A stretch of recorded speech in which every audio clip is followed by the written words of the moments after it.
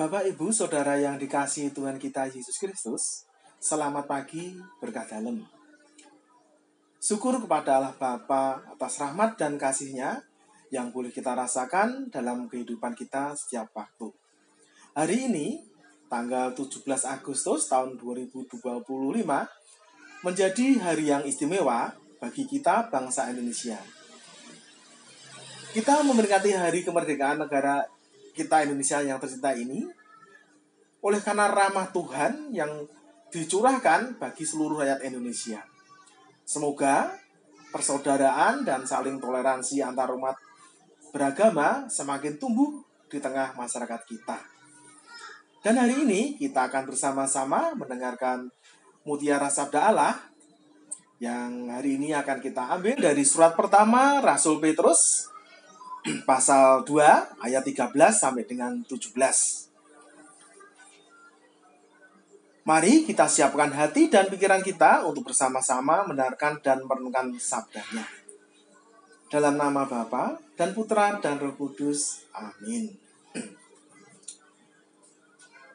Saudara-saudara yang terkasih, demi Allah, tunduklah kepada semua lembaga manusia, baik kepada raja sebagai pemegang kekuasaan tertinggi, maupun kepada wali-wali yang ditetapkannya untuk menghukum orang-orang yang berbuat jahat dan mengganjar orang-orang yang berbuat baik. Sebab inilah kehendak Allah, yaitu supaya dengan berbuat baik, kamu membungkam kepicikan orang-orang bodoh. Hiduplah sebagai orang merdeka, bukan seperti mereka yang menyalahgunakan kemerdekaan itu untuk menyelubungi kejahatan-kejahatan mereka.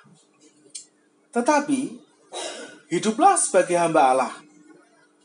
Hormatilah semua orang, kasihilah saudara-saudaramu, takutlah akan Allah, hormatilah raja. Demikianlah sabda Tuhan.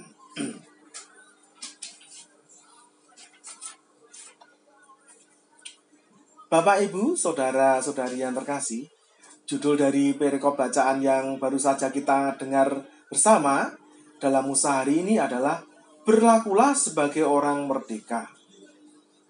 Sangat pas dan tepat dengan suasana hari ini di mana kita memperingati hari ulang tahun kemerdekaan ke-80 negara kita tercinta Indonesia. Surat 1 Petrus ditulis pada masa pemerintahan Kaisar Nero sekitar tahun 60 sampai 64 Masehi. Pada masa ini umat Kristen di Roma dan wilayah sekitarnya sedang mengalami penganiayaan. Surat ini ditujukan kepada jemaat-jemaat Kristen di berbagai wilayah yang berada di bawah kekuasaan Romawi. Berbicara tentang kemerdekaan bagi jemaat-jemaat di Roma saat itu dan suasana kemerdekaan kita pada saat ini pasti jauh berbeda. Setidaknya ada dua hal yang mengajarkan kita melalui bacaan kita hari ini.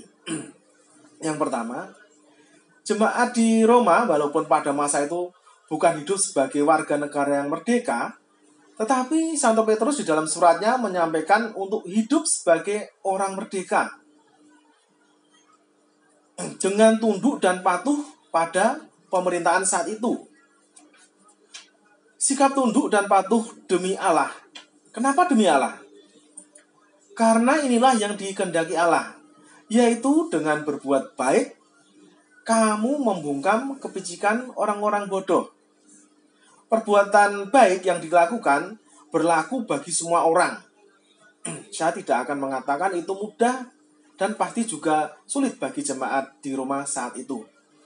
Kemudian yang kita bisa pelajari yang kedua, pesan yang dapat kita tangkap dalam surat Santo Petrus ini, bagi kita semua saat ini, di mana kita hidup di negara Indonesia yang merdeka ini.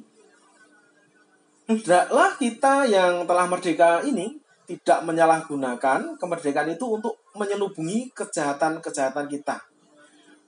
Tetapi hiduplah sebagai hamba Allah, hormat dan mengasihi saudara-saudara kita, takut akan Allah dan hormat kepada pemerintahan di mana kita tinggal. Semoga kita semua di dalam pertolongan Tuhan dimampukan mewujudkan kemerdekaan bagi setiap orang dan seluruh ciptaannya. dimuliakan Tuhan, kini dan sepanjang masa. Amin. Dalam nama Bapa dan Putra dan Roh Kudus. Amin.